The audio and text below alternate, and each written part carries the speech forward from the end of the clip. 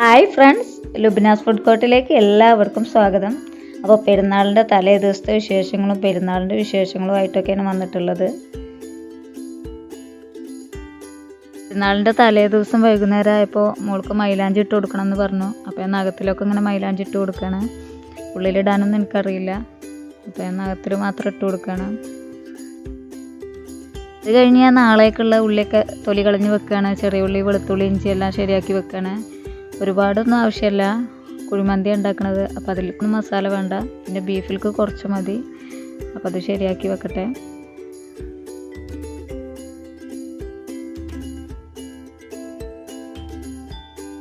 ഇതൊന്ന് ചതച്ച് വെക്കുന്നുണ്ട്. രാത്രി ഒരു 9 മണിയൊക്കെ ആയപ്പോൾ അവർ ചോറ് കഴിക്കലൊക്കെ കഴിഞ്ഞ് മൂത്തച്ഛൻ്റെ വീട്ടിലോട്ട് പോയി. തൊട്ടടുത്ത് തന്നെയാണ് മൂത്തച്ഛൻ്റെ വീട്. മൂത്തച്ഛൻ്റെ മോളാണ് അവർക്ക് മൈലാഞ്ചി ഇട്ട് കൊടുത്തത്. അവർക്ക് ഇട്ട് കൊടുത്തതിന് ശേഷം എനിക്കും ഇട്ട് തന്നു. എന്നിട്ട് ഒരു 10-11:30 മണിയൊക്കെ ആയപ്പോഴാണ് അവിടുന്ന് പോകുന്നത്. നാളിൻ്റെ അന്ന് 5:20 എണീറ്റത്. അടുക്കളയിൽ വന്നപ്പോൾ 5:50 ആയിട്ടുണ്ട്.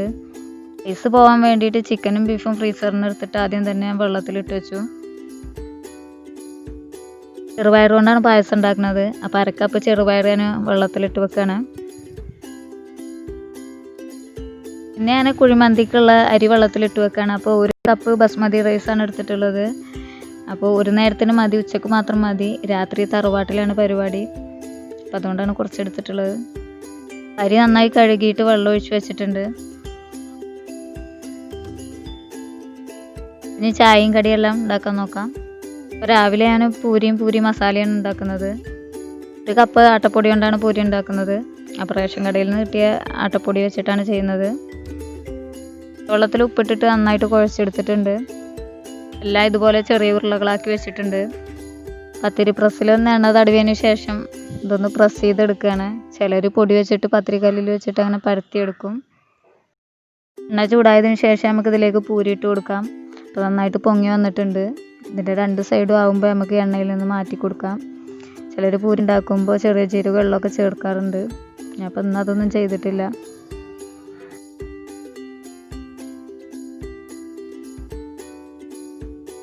അപ്പോൾ പൂരി ഇവിടെ റെഡി ആയിട്ടുണ്ട്. മസാല ഉണ്ടാക്കാൻ വേണ്ടിയിട്ട് എണ്ണ ചൂടായപ്പോൾ അതിലേക്ക് കടുകും ഉഴുന്ന് പരിപ്പൊക്കെ ഇട്ട് കൊടുത്തിട്ടുണ്ട്.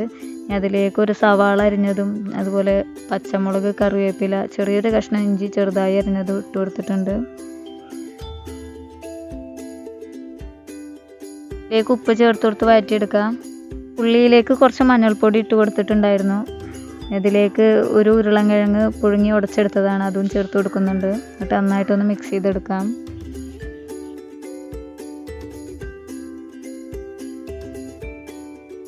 ഇതിലേക്ക് കുറച്ച് വെള്ളം ഒഴിച്ച് കൊടുക്കുന്നുണ്ട്. എന്നിട്ടിത് നന്നായിട്ട് തിളച്ച് വരട്ടെ. എന്നിട്ട് നമുക്ക് ഫ്ലെയിം ഓഫ് ചെയ്യാം.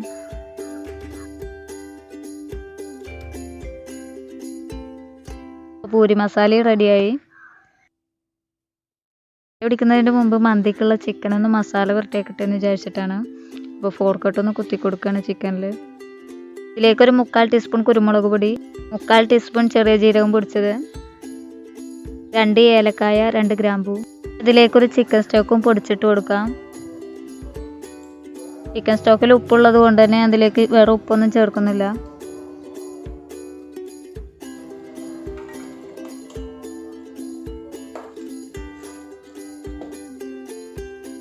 കുറച്ച് കളർ കൂടി ചേർത്ത് കൊടുത്തിട്ട് നന്നായിട്ടൊന്ന് മിക്സ് ചെയ്തെടുക്കുന്നുണ്ട്. കളർ ഓപ്ഷണലാണ്.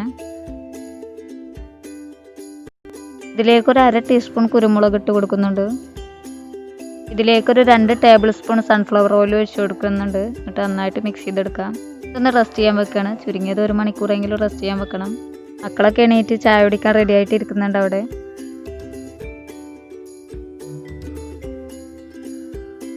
ചായയുടെയൊക്കെ കഴിഞ്ഞിട്ടുണ്ട്. അപ്പം ഇനി മന്തിക്കുള്ള സോസ് ഉണ്ടാക്കാൻ നോക്കുകയാണ്.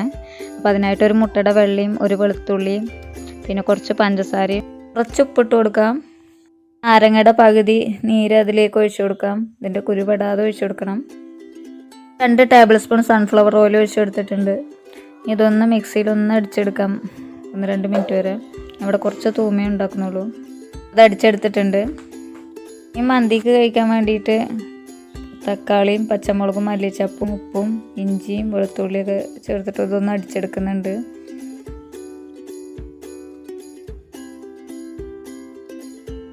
അതെല്ലാം അവിടെ റെഡിയാക്കി വെച്ചിട്ട് നമ്മൾ ചായ കുടിച്ച പാത്രം സിങ്ക് കൊണ്ടുപോയിട്ടിരുന്നു. അപ്പോൾ അതെല്ലാം കഴുകി വെക്കട്ടെ എന്ന് കരുതി വർക്ക് ഏരിയയിൽ വന്നപ്പോൾ മോള് നല്ല പാത്രം കഴുകലാണ്. അപ്പോൾ അവൾക്ക് അവിടേക്ക് എത്തിയില്ല. ചെറിയ സ്റ്റൂളിട്ട് കയറി നിന്നങ്ങാണ്ട് പാത്രം കഴുകുകയാണ്. കഴുകി വെച്ച പാത്രങ്ങളാണ്. സ്റ്റാൻഡിലേക്ക് വെക്കാൻ കഴിയാത്ത കാരണം സ്ലാബുമ്മ തന്നെ വെച്ചിട്ടുണ്ട്. പായസം വെക്കാൻ വേണ്ടിയിട്ട് നമ്മൾ കുതിർത്ത് വെച്ചിട്ടുള്ള ചെറുപയർ കുക്കറിലിട്ട് കൊടുത്തിട്ടുണ്ട്. ഇനി ഒരു 2 കപ്പ് വെള്ളം ഒഴിച്ചു കൊടുക്കാം. അടച്ചു വെച്ച് ഒരു 2-3 വിസിൽ വരുന്നവരൊന്ന് വേവിച്ചെടുക്കാം. മധുരത്തിന് വേണ്ടിയിട്ട് ഒരു 5 കട്ട ശർക്കരയാണ് എടുത്തിട്ടുള്ളത്. ഇതിലേക്കൊരു 3/4 കപ്പ് വെള്ളം ഒഴിച്ചിട്ട് ഒന്ന് ഉരുക്കിയെടുക്കാം. ഇതിൻ്റെ ആവിയൊക്കെ പോയതിനു ശേഷം കുക്കറൊന്ന് തുറന്ന് നോക്കുകയാണ്. നമ്മുടെ ചെറുപയറൊക്കെ നന്നായിട്ട് വെന്തിട്ടുണ്ട്. നമ്മൾ ഉരുക്കിയെടുത്തിട്ടുള്ള ശർക്കര ഇതിലേക്കൊന്ന് ഒഴിച്ചു കൊടുക്കാം. ഇതിലേക്കൊരു 3 ഏലക്കായ ചേർത്ത് കൊടുക്കുന്നുണ്ട്. എന്നിട്ട് ഒരു 2 വിസിൽ വരുന്നവരെ ഇതൊന്നും കൂടി ഒന്ന് വേവിച്ചെടുക്കാം. ശർക്കര ചെറുപയറിലേക്കൊന്ന് പിടിക്കട്ടെ. ശർക്കരയൊക്കെ ചെറുപയറിലേക്ക് പിടിച്ചിട്ടുണ്ട്. ഞാനത് കുക്കറിൽ നിന്നും മാറ്റി കൊടുക്കണം. പായസം ഒന്ന് കുറുകി കിട്ടാൻ വേണ്ടിയിട്ട് ഒരു ടേബിൾ സ്പൂൺ അരിപ്പൊടി എടുത്ത് അതിലേക്ക് കുറച്ച് പാൽ ഒഴിച്ചിട്ട് നന്നായിട്ടൊന്ന് മിക്സ് ചെയ്തെടുത്തിട്ടുണ്ട്. അത് ഇതിലേക്കൊന്ന് ഒഴിച്ചു കൊടുക്കാം. എന്നിട്ട് ഇളക്കി കൊടുക്കാം.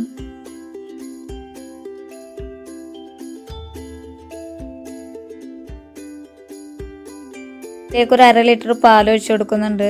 എന്നിട്ട് ഇതൊന്ന് തിളച്ച് വരട്ടെ. നന്നായിട്ടൊന്ന് മിക്സ് ചെയ്ത് കൊടുക്കാം. തിളച്ച് വന്നിട്ടുണ്ട്. ഫ്ലെയിം ഓഫ് ചെയ്യാം. പായസത്തിലേക്ക് വേണ്ടിയിട്ട് അണ്ടിപ്പരിപ്പും മുന്തിരിയും വറുത്തെടുക്കാം.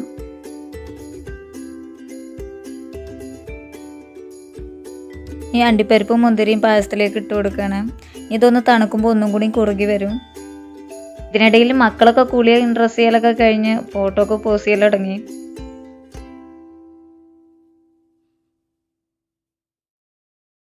ബീഫ് ചില്ലി ഉണ്ടാക്കാൻ വേണ്ടിയിട്ട് ഒരു 1/2 കിലോ ബീഫ് മഞ്ഞളും ഉപ്പും കുരുമുളകും ചേർത്ത് വേവിച്ചെടുത്തതാണ്. അത് നീളത്തിൽ കട്ട് ചെയ്ത് വെച്ചിട്ടുണ്ട്. ഇതിലേക്ക് ഉപ്പിട്ട് കൊടുക്കാം. 1/2 ടീസ്പൂൺ മഞ്ഞൾപ്പൊടി ഇട്ട് കൊടുക്കാം. 1 teaspoon Kashmiri chilli powder, 1/2 teaspoon garam masala, 1 teaspoon കുരുമുളക് പൊടി, 2 ടീസ്പൂൺ ഇഞ്ചി വെളുത്തുള്ളി പേസ്റ്റ്, നാരങ്ങനീര് ഇതിലേക്ക് ഒഴിച്ചു കൊടുക്കാം. 1 ടീസ്പൂൺ കോൺഫ്ലവർ ചേർത്ത് കൊടുക്കുന്നുണ്ട്. നന്നായിട്ട് മസാല പുരട്ടി വെച്ചിട്ടുണ്ട്. ചൂടായി വന്നിട്ടുണ്ട്. അപ്പം ഇനി ഇത് ഫ്രൈ ചെയ്തെടുക്കാം. 2 ട്രിപ്പായിട്ട് തന്നെ നമ്മുടെ ബീഫ് ഫ്രൈ ചെയ്തെടുത്തു. എണ്ണയിലേക്ക് പച്ചമുളകും കറിവേപ്പിലയും ഇട്ട് കൊടുത്തിട്ടുണ്ട്. ചൈന ഗ്രാസും ജലാറ്റിനൊന്നും ഇല്ലാതെ തന്നെ നമുക്കൊരു ക്യാരറ്റ് പുഡിങ് ഉണ്ടാക്കാം. അതിനായിട്ടൊരു 2 ക്യാരറ്റ് എടുത്തിട്ടുണ്ട്.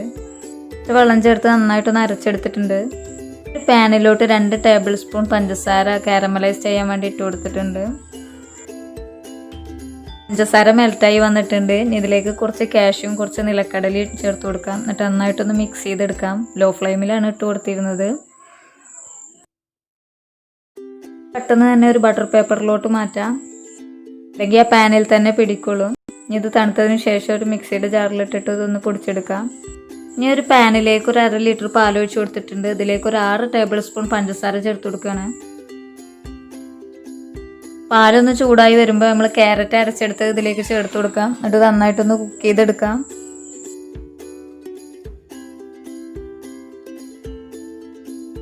ഇതിലേക്കൊരു 3 ടേബിൾ സ്പൂൺ കോൺഫ്ലവറിലേക്ക് കുറച്ച് പാൽ ഒഴിച്ചൊന്ന് മിക്സ് ചെയ്തെടുത്തിട്ടുണ്ട്. അത് ഇതിലേക്ക് ചേർത്ത് കൊടുക്കുകയാണ്. അപ്പോൾ ഇതൊന്ന് കുറുകി വന്നിട്ടുണ്ട്. ഇതിലേക്ക് വാനില എസൻസ് ഒഴിച്ചു കൊടുക്കാം. ഇതൊരു ബൗളിലേക്ക് ഒഴിച്ചു കൊടുക്കാം. തണുത്തതിന് ശേഷം നമുക്ക് ഫ്രിഡ്ജിൽ വെച്ച് തണുപ്പിച്ചെടുക്കാം. ക്രഷ് ചെയ്തെടുത്ത് വെച്ചതാണ്. ഫ്രിഡ്ജിൽ വെച്ചൊന്ന് തണുപ്പിച്ചെടുക്കാം. വേവിച്ചെടുക്കാൻ വെള്ളം വെച്ചിട്ടുണ്ട്. ഇതിലേക്ക് ആവശ്യത്തിനുള്ള ഉപ്പ് ഇട്ട് കൊടുത്തിട്ടുണ്ട്. പിന്നെ ഒരു ഉണക്ക നാരങ്ങ, ഒരു ചെറിയ കഷ്ണം പട്ട, 2 ഏലക്കായ, 2 ഗ്രാമ്പു, പിന്നെ ഒരു ബേ ലീഫും കൂടി ഇട്ട് കൊടുക്കുന്നുണ്ട്. 1 ടീസ്പൂൺ സൺഫ്ലവർ ഓയിലും കൂടി ഒഴിച്ചു കൊടുക്കുന്നുണ്ട്. അരിയിലുള്ള വെള്ളമൊക്കെ നന്നായിട്ട് വാർത്ത് കളഞ്ഞിട്ടുണ്ട്. വെള്ളം നന്നായി തിളച്ച് വന്നിട്ടുണ്ട്. ഇതിലേക്ക് അരി ഇട്ട് കൊടുക്കാം.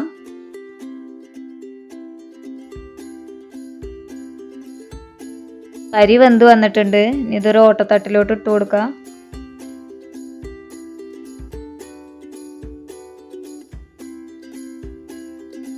ഇതിനിടയിൽ നമ്മുടെ ചിക്കൻ ഒന്ന് വേവിക്കാൻ വെച്ചിരുന്നു. ഇത് 10-15 മിനിറ്റ് ഒന്ന് അടച്ചു വെച്ച് വേവിച്ചെടുക്കാം. ഒരു 6-7 മിനിറ്റ് ആകുമ്പോൾ ഇതൊന്ന് തിരിച്ചിട്ട് കൊടുക്കാം.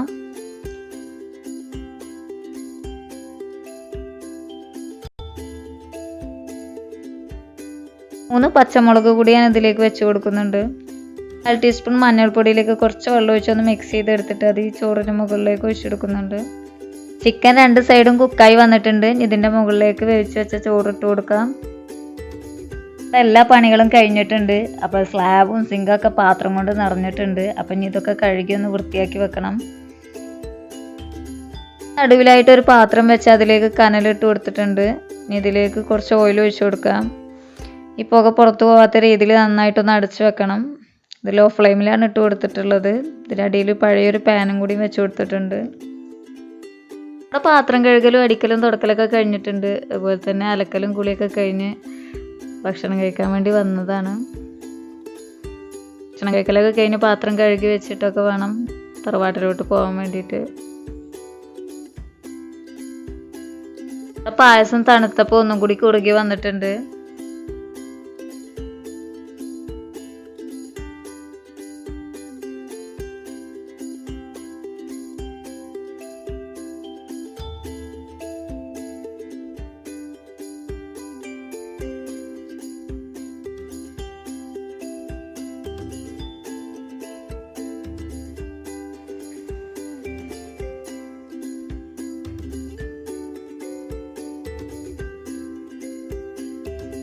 ഇപ്പോൾ പുറത്തുനിന്ന് ആരും ഭക്ഷണം കഴിക്കാനൊന്നുമില്ല, ഞങ്ങൾ മാത്രം തന്നെയുള്ളൂ. അപ്പം ഇനി നമുക്ക് പുഡിങ്ങും കൂടി എങ്ങനെ ഉണ്ട് നോക്കാം.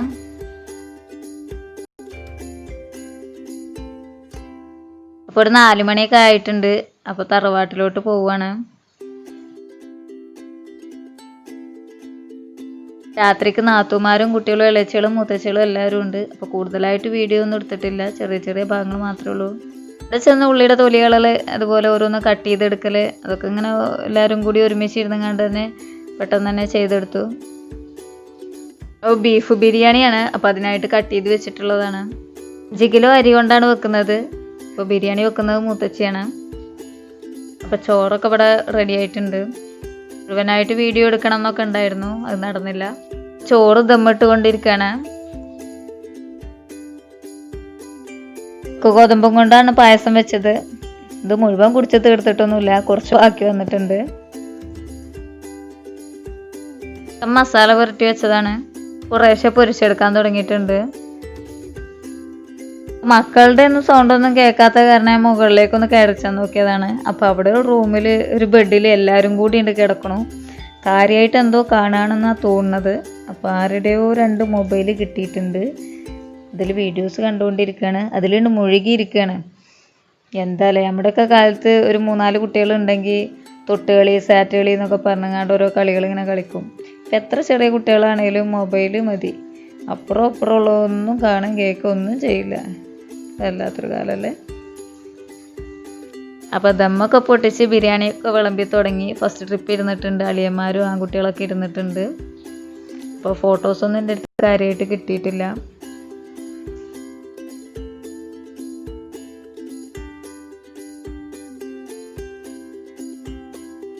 ആണുങ്ങളുടെയൊക്കെ ചോറ് കഴിക്കൽ കഴിഞ്ഞപ്പോൾ ഞങ്ങൾ പെണ്ണുങ്ങൾ ചോറ് കഴിക്കാനായിട്ട് ഇരുന്നിട്ടുണ്ട്.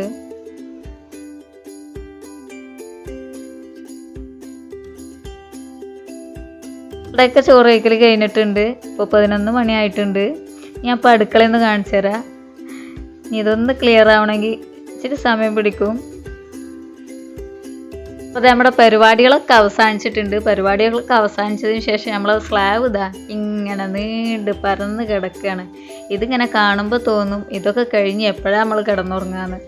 ഇതൊക്കെ ഞങ്ങൾ പുറത്തേക്കാണ് പെറുക്കി വെക്കും. എന്നിട്ട് ഇളയച്ചികളും മുത്തച്ചികളും നിന്നാണ് കഴുകും. ഒത്തു പിടിച്ചാൽ മലയും പോരുന്നല്ലേ, പോരും. നമ്മൾ നേരത്തെ കണ്ടിരുന്ന സ്ലാബ് ഇതാ ഇങ്ങനെ ആക്കി വെച്ചിട്ടുണ്ട്. നമ്മൾ വീട്ടിലെത്തിയപ്പോൾ 11:45 സമയം. അപ്പോൾ നമ്മുടെ പെരുന്നാൾ ഡേ ഇൻ മൈ ലൈഫ് ഇവിടെ അവസാനിക്കുകയാണ്.